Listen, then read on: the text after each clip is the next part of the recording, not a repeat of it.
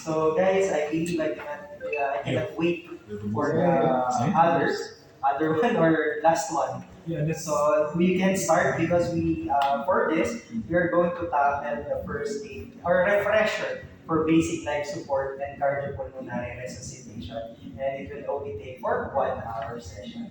So 1 hour? before it's 1 hour, but maybe 45 to 1 hour. No, it's a Okay, good bit. don't worry, you will enjoy. So let's proceed now. So the time now is 2:03, so maybe we will finish at around 3 o'clock. Okay? So before we start, our main objective here is to refresh our minds, refresh our previous training. It's like a refresher training to get to know about the basic life support, first aid. First aid will be like 2 or 3 like for dressing and for swelling. That's it, because those are the things that mostly we are encountered here in the hotel. Okay, so second thing is for us to be on the same page. For example, something happened here in the hotel, emergency cases. What do you need to do? For example, Babita, if there's any emergency cases here in the hotel, what do you need to do? I need to call security. Mm-hmm. Emergency number. Okay, so correct me if I'm wrong, because for example, the security is not answering the phone. So the first one that we need to know is our emergency code, right? So here in Holiday Inn, what is the emergency code? Double two, double two. So Holiday Inn will have the emergency code of double two, and then Crown Plaza will be double four. So, in case you see anyone, any casualty in the pool, in the gym, you can respond to the victim first, assess. How you will assess? Assess if the victim, just 2 things, unconscious or conscious. Okay? And then, what will be our emergency hotline in Qatar? It's Your skin, your skin and bones turn into something beautiful. here in the hotel. So everyone will be coordinated. Not like, for example, you already attended to the guest, and then after that you did not activate the alarm. What will happen? Nobody knows. Nobody knows. You will exhaust yourself, and maybe the victim will die in your hands. Okay? So, first thing first, activate the alarm, and then they will coordinate with you. The security, the telephone operator, and then, while activating the alarm, so we will go now to the respond to the casualty. We have 3 things only here. Respond to the casualty meaning assessment. Assess if the person or the casualty is conscious or unconscious. Conscious meaning breathing, speaking with you, like alert, alive, like dizzy but has a conscious mind. Okay. Unconscious, fell down on the floor, no breathing, no heartbeat.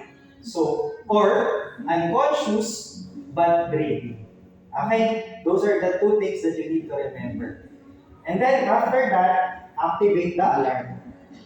And then after activating the alarm, the in-house telephone operator, come Eric, don't forget the attendance. Okay, I will do that. So, okay? So the in-house telephone operator, the security supervisor will coordinate with you. Just remember, before calling for the security supervisor, before calling the ambulance or the paramedics hotline, please take note the information coming from the team. Age, name of the casualty, age of the casualty may be estimated. Like for example, for Dubai, you will just say 30 to 35 years old, male. The nationality, no need because you don't know if I'm Indonesian, if I'm so name, age, and then male or female. Okay? And then the next thing that the operator will ask if it's conscious, unconscious, and breathing or not breathing. That's it. And then the address of the hotel. So first one will be, what are the details that the operator needs to know? Name, Name, Age. age, gender, Gender. and conscience or not conscience. and breathing or not breathing, and then the address of the hotel. Because the location. Because if you will tell them that you're located in Crown Village and then the emergency happened here in Crown Plaza, then the ambulance will go to the accommodation, which doesn't make sense. Okay? Next one. We will not go through. We will not go through to a lot of things. We will just need to remember these simple things. The steps for rescuing an unconscious victim. So now I will be giving you 7 mnemonics that you need to remember. Okay? So it's DRS ABCD. Doctors ABCD. What does it stands for? So D, check for danger. For example, if the person is in the pool unconsciously, what are you going to do? Check for the danger for yourself and check for the danger for the casualty. You need to Check first. Check. Hazard. What is the hazard. So initially, what are you going to do if you see someone inside the pool? You need to drag him outside. Okay? So, If I don't know swimming then? hmm? If I don't know swimming then? If you don't know swimming, what are the tools? So the tools will come inside on that. You have tools, right? You have the donut. For example, conscious or unconscious. Donut, the pole, what do you call that? The hook. And then there are stretchers. Stretchers. Or if you don't know, you can ask someone. Then call security. Or just press. Okay, don't, because if you don't, for example, assess yourself. If you know how to rescue, rescue the person. But if you don't know how, please don't risk yourself. Yeah, there will be two casualties, you and I. Okay. So for example, here, if you see someone inside the pool drowning, second example, if it's drowning, what do you need to do? You don't know how to swim. We need to give this donut, no? Give the donut. Yeah. Because if you will give the hook, remember, always assess for danger. Always assess for risk.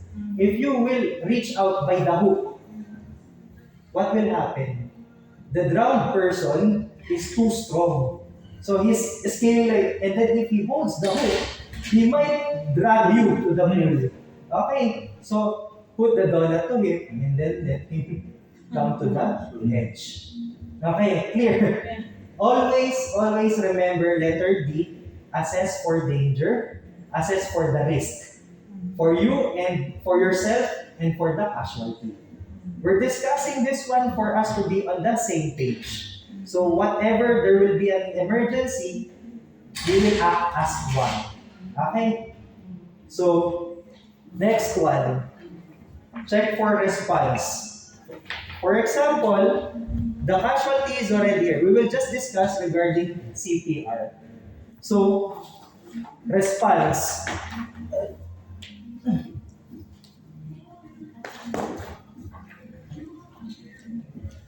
The unconscious victim is already here. So you will check for two things. Breath and then what do you call this? Pulse. Okay? So for checking the breath sound, it should be head tilt, chin lift. Okay? Head tilt, chin lift. But before that, what I forgot is to assess the level of assess the consciousness of the victim. Like Eric, for example, Eric went down on the pool and then unconscious, he felt unconscious. Just drag him and then put him in a flat surface and then ask him, Eric, are you okay? Eric, what happened? Or anything. Or Babita, what happened? Only on the shoulder, ha? Sometimes they will stop like that. No, please. Okay. So only on the shoulder, Babita, Eshan, Dulyani, Sushil, Druba. Everyone. Everyone. If the person responds, then later we will discuss it. Meaning he's conscious. Okay? But if the person doesn't respond, babita, babita, are okay. Because whenever you were tapped on the shoulder, you will immediately, you have a response, right? But if doesn't respond, babita, are you okay? No response, then proceed to head tilt, chin lift. Hmm. Head tilt, chin lift, and then move down your ears and listen for the or feel the breath sound. Look, listen, and feel.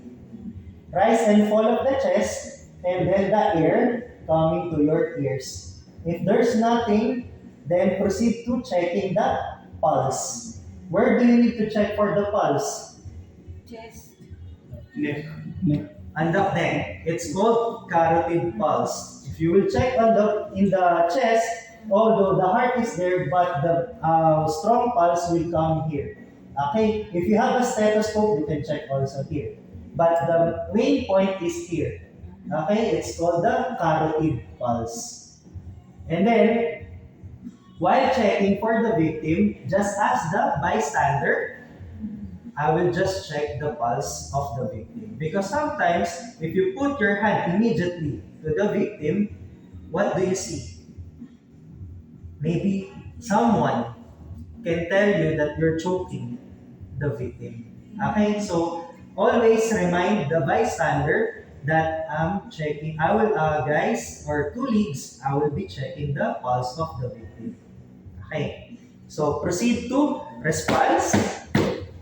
Head tilt, chin lift, look, listen, and feel, and then check for the pulse. If there's no breathing, there's no pulse, you will proceed to CPR. Okay? Okay. So, how many chest compression will be there? 30. 30 is to 2. 30 is to 2, like 30 compression to 2 rescue breaths. Wait, Okay? Guys, am I forgetting something? Airflow. no, no.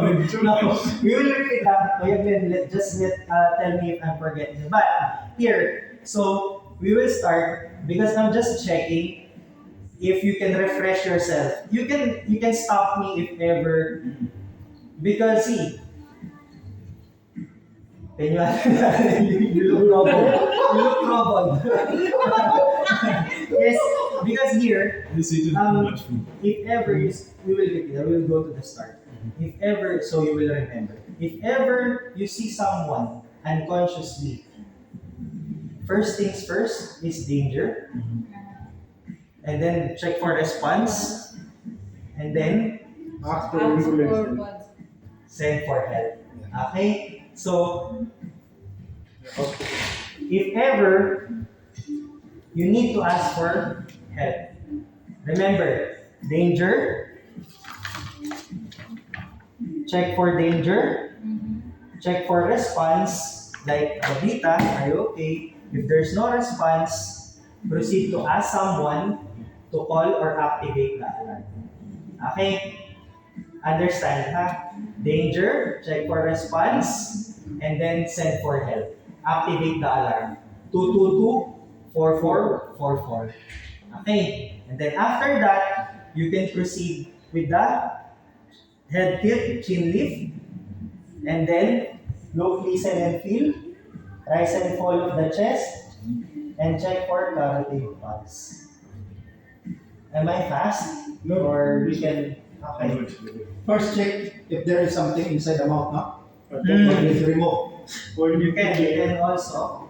So, you can check also the mouth if there's any foreign object. If there's any, for example, candy, chewing gum, muton, rice, anything that's inside that you feel that you can remove.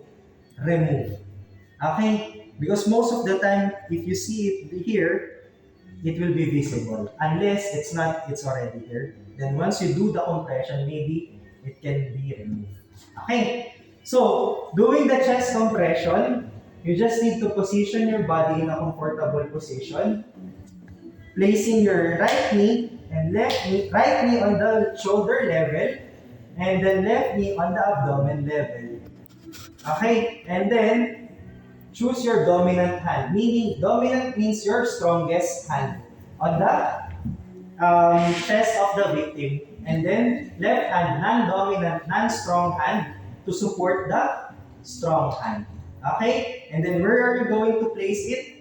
Just make a marker from the nipple line, and then place your heel of your palm on the center. Middle of The heel, this one, in the middle of the both nipples. Okay, and then proceed to chest compression of 30:2. Okay, so 1, 2, 3, 4, 5, 6, 7, 8, 9,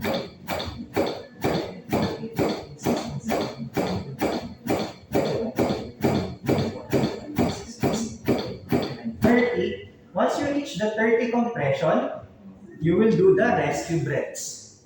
Okay? 30, like what we said, 30:2.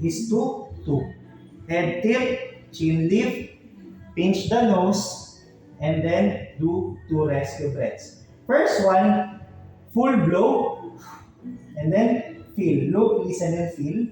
And then blow again. Look, listen, and feel. Check if there's any rise and fall of the chest. Like what Sir Glenn said, if there's no rise and fall of the chest, it means out in the there's something inside of the throat. Okay, because always remember, if there's any blockage, the air will not pass through. So you need to check it. Okay? So we will just repeat. Sorry. Once you're done, once the patient or the casual is already conscious after the 30:2 compression, put him in the recovery position. Remember? Recovery position. Okay, very good. Recovery position. I believe only Babita and Duryani are not familiar with those positions, but most of you, you know the recovery, chest compression, and the BLS CPR. Okay, later we will do it, but right now we will just do a quick recap. Okay, so first, all of you will do this thing. Huh? What time is it? Huh? I think lighter is better to do this one.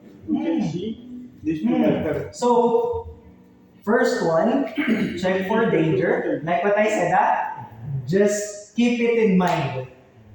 Because I know if someone or some people is in front of you who is dying or something is happening, you will be in shock. Okay? Have a presence of mind. Okay? And I know once you refresh yourself, you will be confident to attend to a casual or patient or victim. Okay? Because I believe if you don't know what are the steps, then please don't risk. Yeah. Okay? Call somebody else who knows Who's that. the expert in that one? Okay. So what I am telling to you is if you don't know the procedure, activate the alarm. Don't forget, do not forget to activate the alarm. Okay. So let's have a recap. Active alarm code for Holiday Inn. 2222. Okay. Activate alarm for Crown Plaza. Okay, very good. And then the emergency number for Qatar. 999. And then what are the details that you need to tell to the operator or to the security supervisor? Name, gender, age, Location. Okay, so name, age, gender, location. And then if it's conscious, unconscious, and breathing or not breathing. Okay, perfect. No, you can learn. Mashallah. Okay. Very active. And then, next one is the BLS CPR or Basic Life Support Cardiopulmonary Resuscitation, which means I just need you to remember this mnemonics, these 7 letters. Check for danger. BRS, ABCD. Doctors. Doctors, ABCD. Check for danger. Assess if the victim is in the place of danger. Like for example, under the fire, inside the pool, or inside the falling building. For example, earthquake.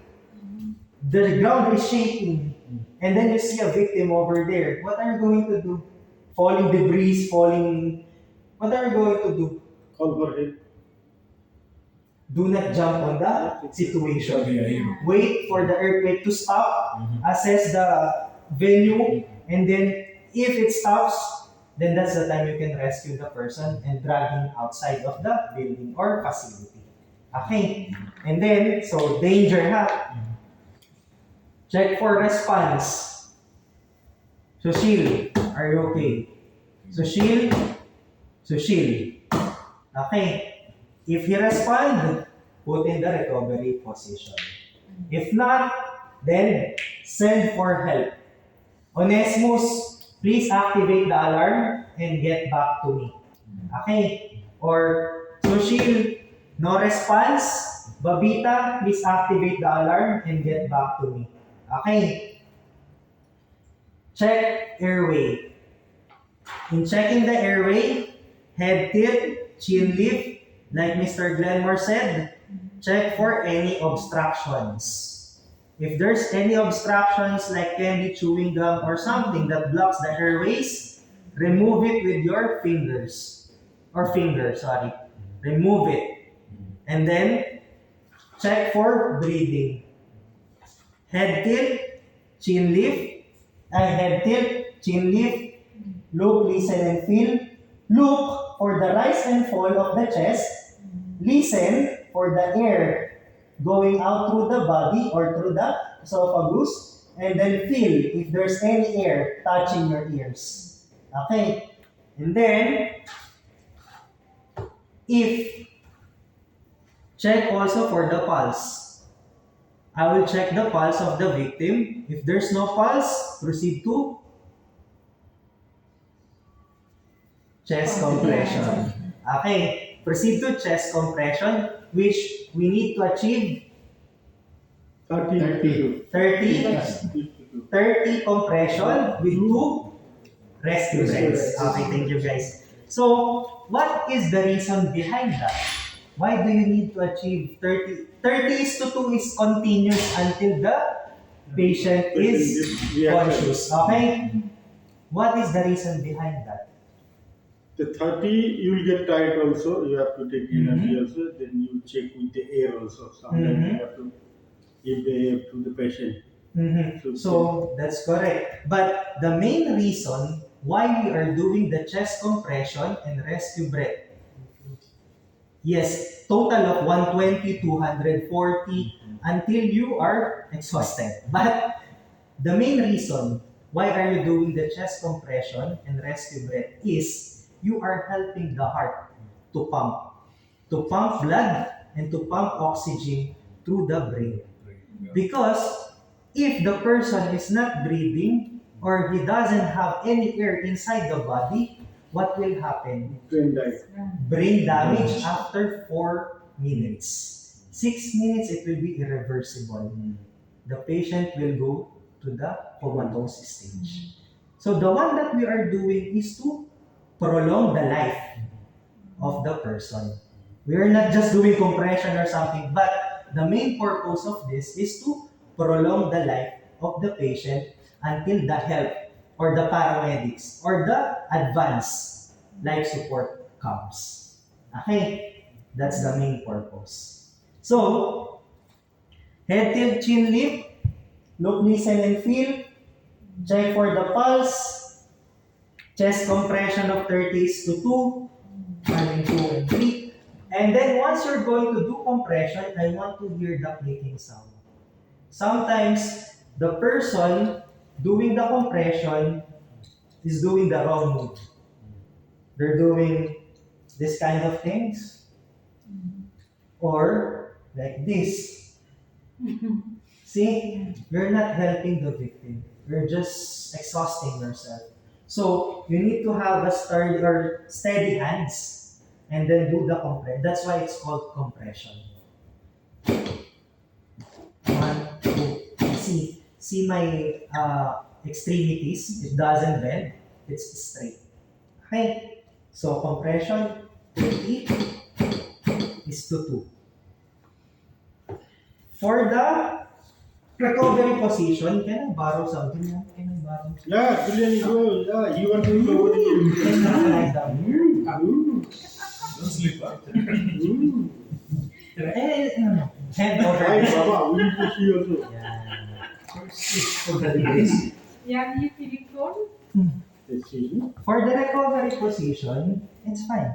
Just relax, ha? Yes, she's waiting Yeah. in the computer. What is that? Tommy massage.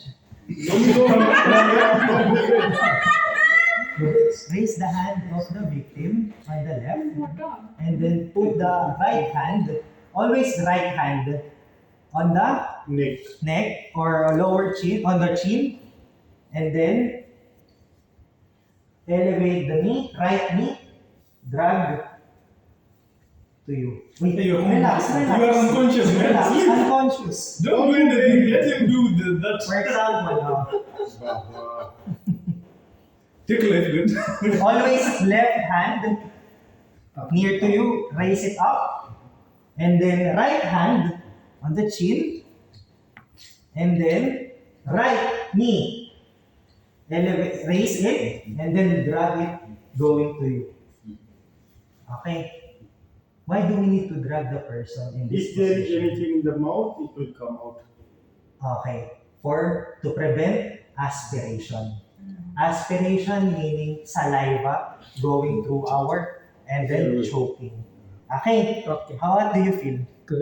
Yes, See? But it's a live victim. It's not unconscious. See, if the person position is like this, see, unconsciously, the saliva will go out from the mouth. Yeah. But if you maintain him like this, then the saliva will stop in this area, and then it will raise for choking. Okay, so one by one, let's do it. Like that. Like that is important. For us, it's okay. There's no need one Go, man. Ishan. How do you go? Start with Babita. We need ladies.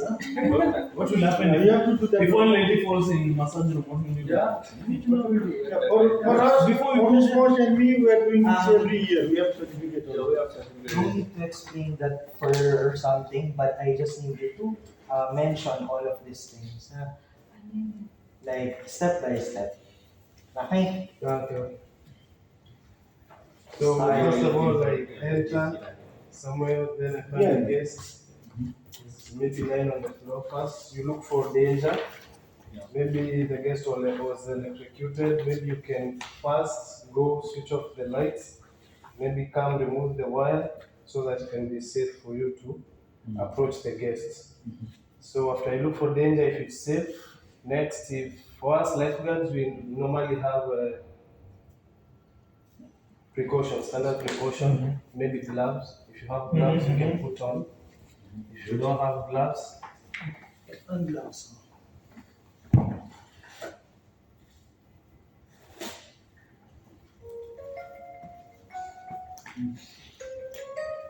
so first, before you touch the guest, because of this COVID times, it's important to Silent go.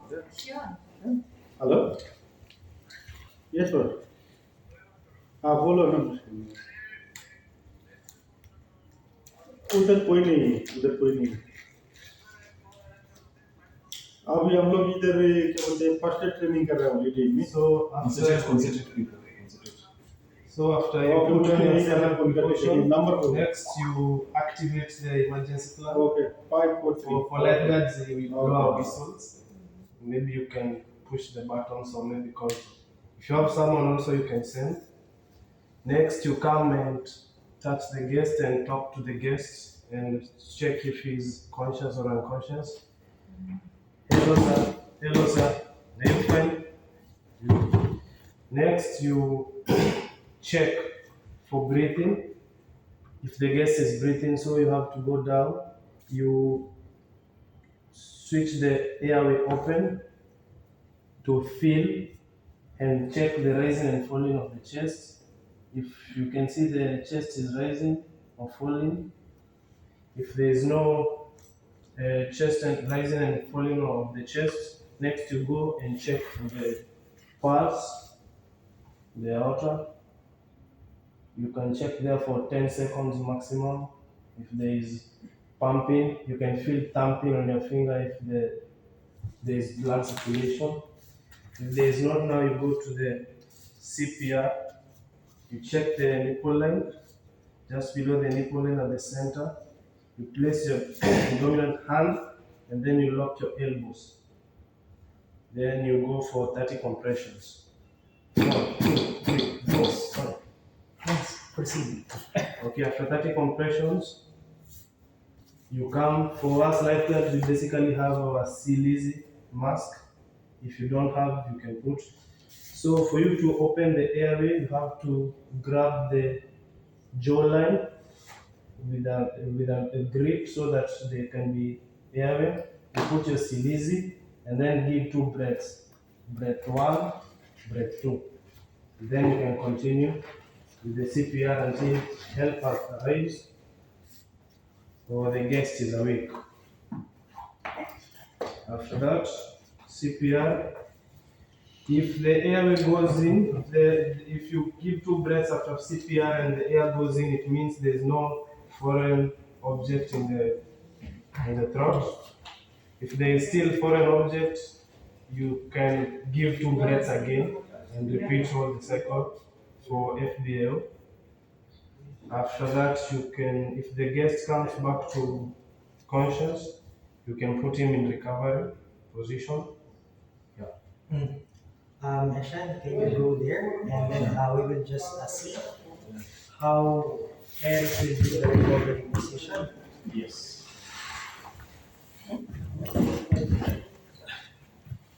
So, even in CPR, the normal guest, if you're doing CPR, you have to raise the hand, you remove it. Then this hand, you bring it just below the neck. You elevate 1 foot, and then you grab the victim and roll into it. If the guest is back to normal, you can talk, introduce yourself, and yeah. Okay, very good. Yes, but make sure that there is an ambulance. Always, if you do CPR, there should be like we're waiting for an ambulance. Okay, because for example, he returned consciously. Still, he needs to go to the hospital because this one can be like randomly there will be an episodes again of unconscious collapse. Okay. Okay, Eshan. So is that okay? The sitting which side? First go and then left side to right side. On your side. Like always drag the person On your side. Okay? Because see, if you will drag him far away from you, it will be difficult for you. So it's just for the convenience of the rescuer. Okay? And then, I just saw one thing from Eric. Do not shake, ha? Do not shake. Okay. So just stop. Okay? Because the reason behind that is maybe if you shake the person, maybe there's an injury. Okay, spinal injury or something like that. Okay?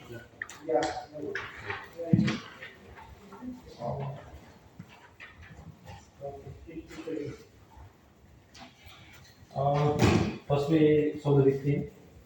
We check Ashan, sorry. if he have any danger.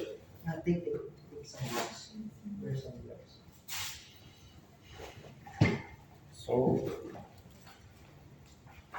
if they have any danger, we have to remove it.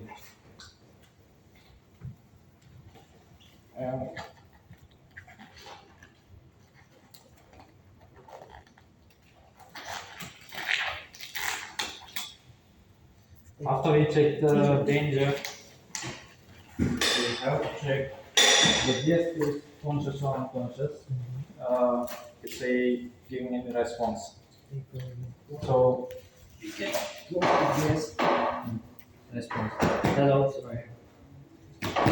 How is it? Are you hear me? No. If his guest is not unconscious, we have to put the alarm. So everyone have to know what's happening.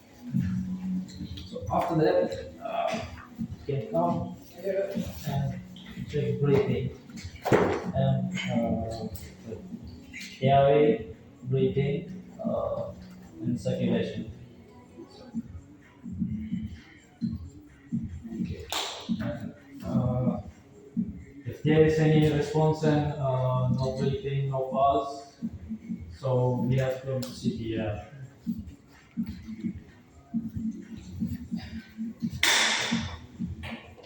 1, 2, 3.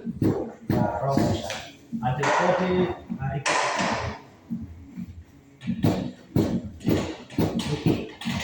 Good. Again. Okay. Again. Check. Like what I said, have you heard the compression of the clicking sound? Check the full. First of all, No. Again. check first. And then Again. Again. So It's fine no, because you say here we need to no. It's fine to get what do you call this? Here, locate the nipple line, and in the middle of the nipple line, place your dominant hand, your strong hand, and then your non-dominant hand, and then do chest compression. In the middle of one.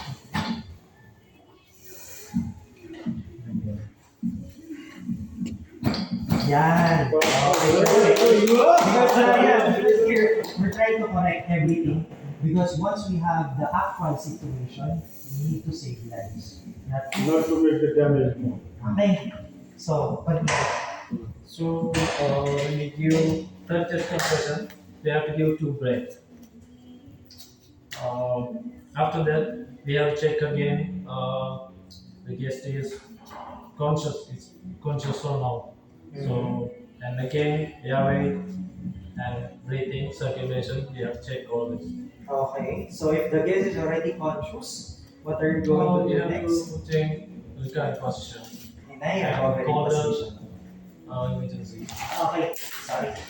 Juliani, can you lie down over there and then Eshan will demonstrate us how to position a person in a recovery position. yes, tell me.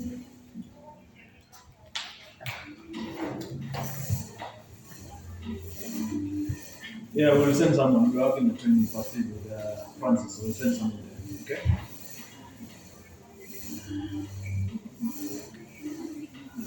Daily pass. Okay. Okay. We'll send someone. Okay. Yeah, so we have training. See, in try the nature. other We're one. going If through you it. move We'll him send someone. far Check from in you, training. it will be hard, right? So if you, that's the main reason for that. Okay, but we're having training in nature, yeah, with Francis. So that's all. Anyway, we'll send someone. Okay. Okay. See, you will not see the person itself. Like, what if there's bleeding or something like that? You will miss those I'm not things. asking that. Mm-hmm. I asked when we give CPR, Mm-hmm. normally they should stay always right side because heart is left side. Mm. So it's The very right is easy to here. give CPR. Yeah, the main compression should be in this side, like where the heart is located. Because like what I said, our main purpose is to help the heart pump the blood through the brain Yeah. and give rescue breath and air and oxygen throughout the system. Okay, next, you. Here, you don't need to be perfect. Okay? I just need to know if you have the compression, if you remember how you will activate the alarm. Because here in Qatar, we already experienced people who's unconscious, people who die in the accommodation. The rescuers will guide you all throughout. So you just need to put the phone in besides you, and then they will let you know what will be the action. Okay? Because it happens to us before 2022 or 2021. There is one, it's not a colleague, but a relative of a colleague. So when we did the CPR, the rescuers were guiding us all throughout. Okay? I have a question, Francis. Hmm. So, if we have like female guests. You So can. this Arabic country, so they need to know basis, right? So how do you go about it? Take a consent from the dispatch team of 319. If they allow you, proceed. Or the family member of the Maybe family member, maybe Family husband, member. or any family male. Because, for example, you're alone together with the victim. We're here in Qatar, not in other countries. Qatar just ask permission from the dispatcher, from the Hamad Emergency Paramedics. Once they allow you, they give consent, proceed. If not, do not proceed. Because once you open the emergency hotline, it's already recorded. So whatever you discuss to the dispatcher, it will be recorded. Okay? So that will serve as a legal purpose or document. Okay? So, yan.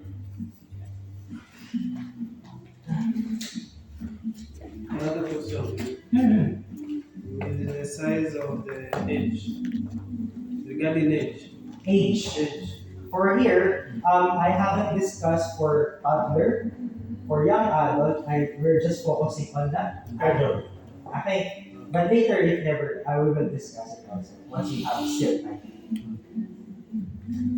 Because if there is something secret, the first we don't panic, not run anyway, just check the situation again.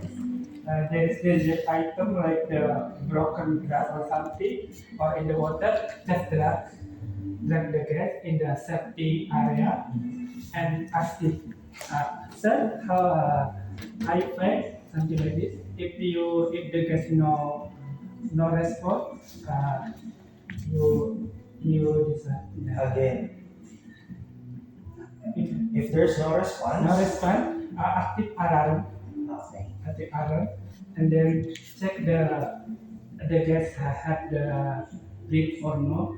So just operating, and the circulation of the air in your air, and then if no, using 30 The young minutes. adult. Yes, there are two things. Sorry, you can write down. Sorry, I'm making an example. Okay. Just no jinx. There are two things. Yes, it's correct. Two of them are correct. So you just need to tilt the chin, head tilt and chin lift. Sorry, lift the chin. Just relax, relax, relax, relax. Lift the chin, head tilt, chin lift. Okay.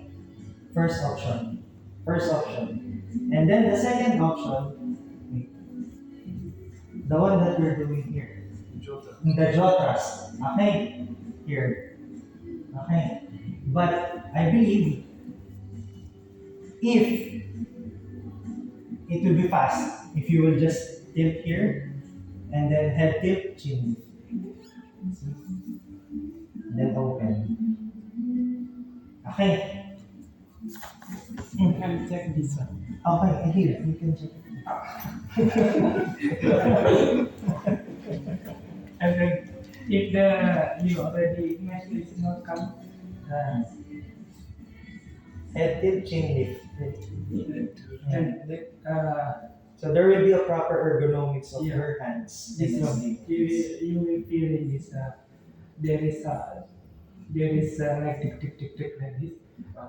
Yeah, it's no. So you do 30 pressure, the nipple line, the strong one you have like this, and then 30 times.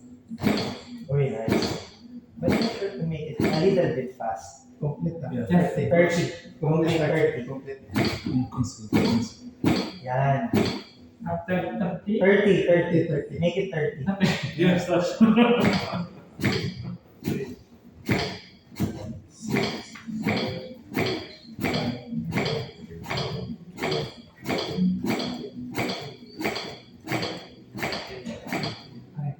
yeah. Are you sure? Always Always count. Always count. Always count. After already 30, put time this one, the breathe, and then after that check is they're conscious or not. If they get like wake up, so the recovery position. They've been recovery. Recovery. How about the get if the like this before 30 suddenly gets wake up?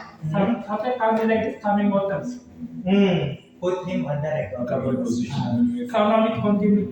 No. If the person is already conscious, please do not proceed with the compression. No, as per nurse, I need to do compression. So please, if the person is already conscious, If we did the compressor 10, yes, conscious, then put him give in him the the recovery recovery position. at the same time. No need to put 30 times. Okay. Recovery. And then guys, don't worry, this Recovery, is very pressure. But what I can see or what I can hear from the lifeguards, you already know what are this. So by next year we will have your certification. Then after right hand flat, and then left, in the right, and this one,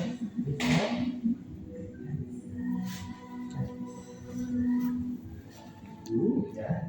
Very good. Then more the next. Nasiyan. What time is it? What time is it? To share. So 450. Yan na. Kaya yan ito. 450. 40 for 10 minutes. 10 minutes. 10 minutes. So here, I just want to see Yeah. if you're doing the compression properly. That's it. Yeah, compression. No, there is nothing more to do. That's the expert. So now we have an emergency. Yeah. So we need to call the, first we have to check for we have to check if there is a mini debris or mini debris fallen. So drops, can you call for the emergency assistance? Then return back to me, right? Okay. So, Sorry, you need to check for the response first. yes. First we need to check for the response. So we need to check first for the response of the guest. So we need to tap the shoulder. Miss X, are you okay? Are you awake? So there is no response from Miss X. So Dorbs, can you call or raise the code? Then return back to me. So after that one, there is no response. Then we will do we'll use our code, which is the Dr. EBCD. So first, they check for that. Any fallen debris or anything that is can cause damage to the guest. Then check for the response. So we have to check for the response. So we have to ask for the audience first. I will check for that. I already checked the response now. I check for that. If I check that, the pulse, the beating. So you have to ask permission from the audience. And I do. I will check for the response of the guest. So the guest is not, there is no response on the guest. So, next, what will you do? Call for help. Then call for help. Right? Drops. Call it.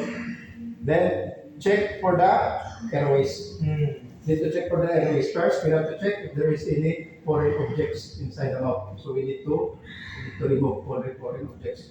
Then, tell chin lift, and check for the ups and downs of the body, the movements of the body, and do the breathing. And after that one, we will search for the CPR. So CPR, we will do the 30 compressions, starting with at the nipple with your dominant hand. Up there. Starts with 30.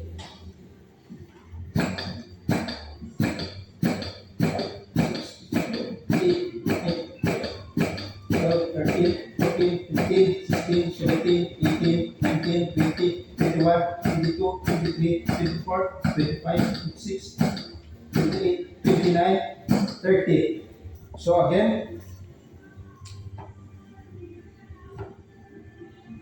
tilt heel, chin lift, then do the 2 rescue breaths.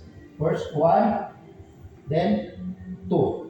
So if the guest is okay, conscious, back to normal, then we have to put him in the recovery position. So we need to position him in the recovery. Recovery. Recovery. Yes. Every guest. Abdullah.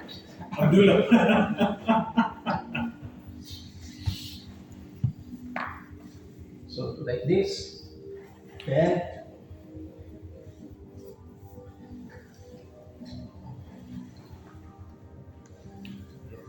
so check the case it's okay, if it is fine, then wait for the medical team to arrive. So that's all. Thank you guys. Okay, next. What time is it now? 54. 5 minutes. I think we can go to leave. Yeah, okay. Sorry. And then, Kuya Glenn, come here. I need to cut that one. We just need to proceed for the first aid session, like two things.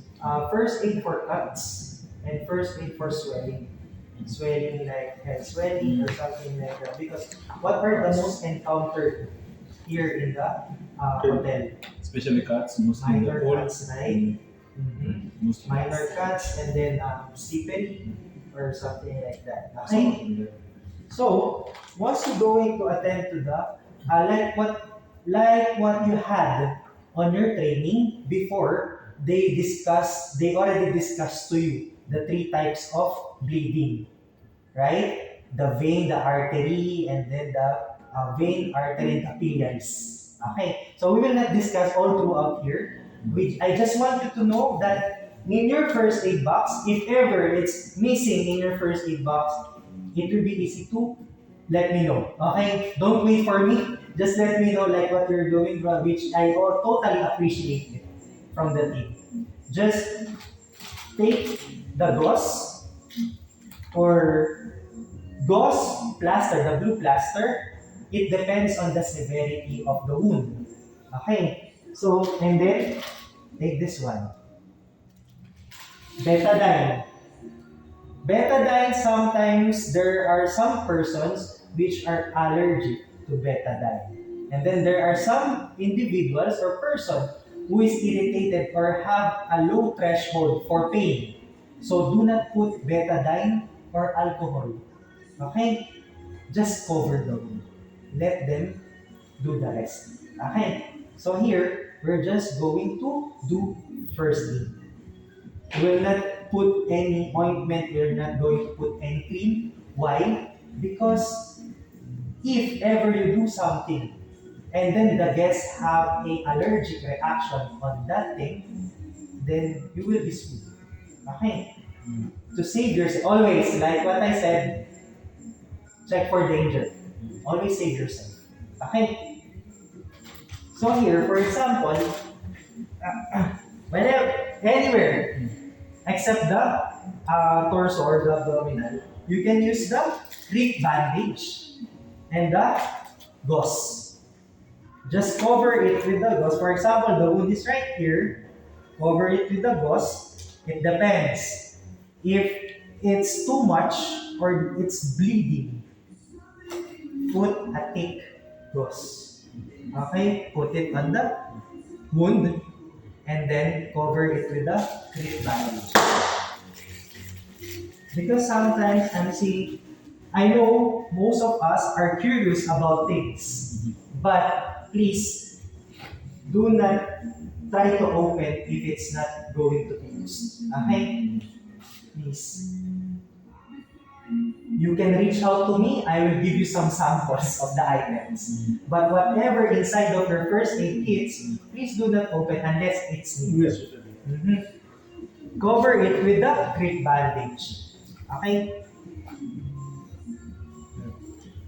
For example, the wound is here. Cover it with the gauze, put pressure, and then wrap it with the crepe bandage. Okay? Secure it properly with amount of pressure. Okay? There are types of bandaging. So when you are in the actual emergency, Do you need to follow that one? Yes, ideally.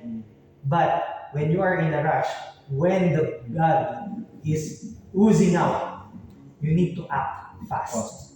Okay? So remember, cover it like this. Okay? Then cut, then secure. Okay?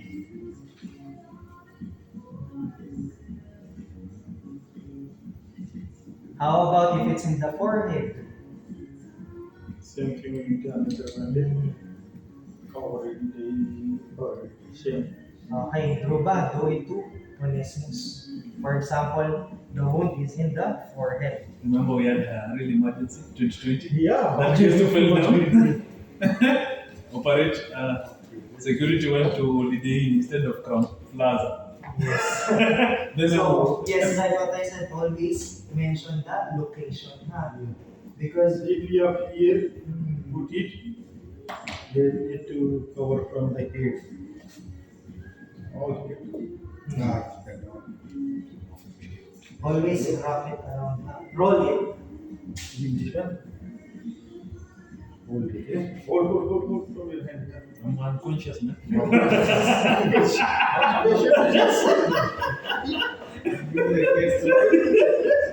What is this? It's not what's called helping patient. I need another one. So you go all the way tight.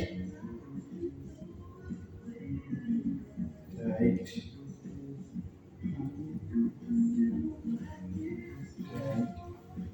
And down. Make sure it's secured now. Because maybe if he moves his head, it will loose out. Okay? You can do like this, or you can hook it from here. The chin. In the chin. I think this is good. Okay? This is good, I think. Yeah. If you want to hook it out, Yeah, I think this is okay.